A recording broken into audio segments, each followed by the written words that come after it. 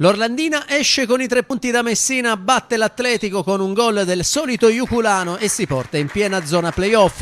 I locali invece, nonostante le abbiano provate tutte, non riescono a cancellare lo 0 nella casella delle vittorie casalinghe. Atletico che la potrebbe subito sbloccare con Cuscinà, ma il suo sinistro trova la decisiva risposta di Scinaldi. Parata che risulta fondamentale, infatti l'Orlandina al primo affondo sblocca il match grazie a capitano Iuculano che capitalizza al meglio l'invito di Giaimo, portando in vantaggio i paladini.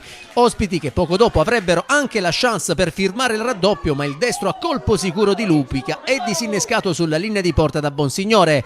L'Atletico però non si perde d'animo cercando con forza la via del pareggio, ma i tentativi operati dai biancoazzurri alla porta difesa da Scinaldi non sortiscono l'effetto sperato. Gli ospiti dal canto loro tentano invece di chiudere la sfida e solo la decisiva parata di Previti nega a Lupica la gioia del raddoppio. Con le immagini di Filippo Ciavorella ci spostiamo nella ripresa dell'Atletico subito minaccioso con la girata acrobatica di Lacorte che si perde larga non di molto. L'Orlandina risponde con De Gregorio che su invito di Iuculano mette rete, ma il signor Calan su indicazioni del secondo assistente Puglisi ferma tutto per posizione di fuorigioco. L'attaccante paladino è nuovamente stoppato poco dopo dal fischio del direttore di gara, sempre su assist di Iuculano. I padroni di casa tornano a riaffacciarsi dalle parti di Scinaldi con le zuccate di Calapai prima e Briganti poi, che però non centrano lo specchio della porta.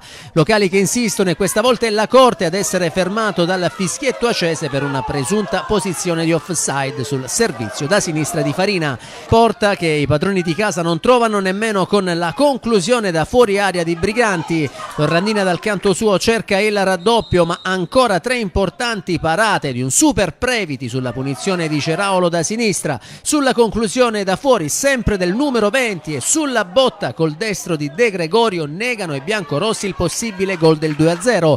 Parate che tengono a galla i biancoazzurri che sul ribaltamento di fronte non trovano il pari, prima per una strepitosa parata di Scinaldi sul tiro ravvicinato di Cuscinà e poi sul mancato colpo di testa in tuffo di Cappello che non arriva a deviare il cross di Signorino. Per l'Atletico Messina si tratta della seconda sconfitta casalinga in campionato, la quarta complessiva. Biancoazzurri che rimangono fermi a quota 4 punti, mentre l'Orlandina sale a quota 13 e si porta in piena zona playoff.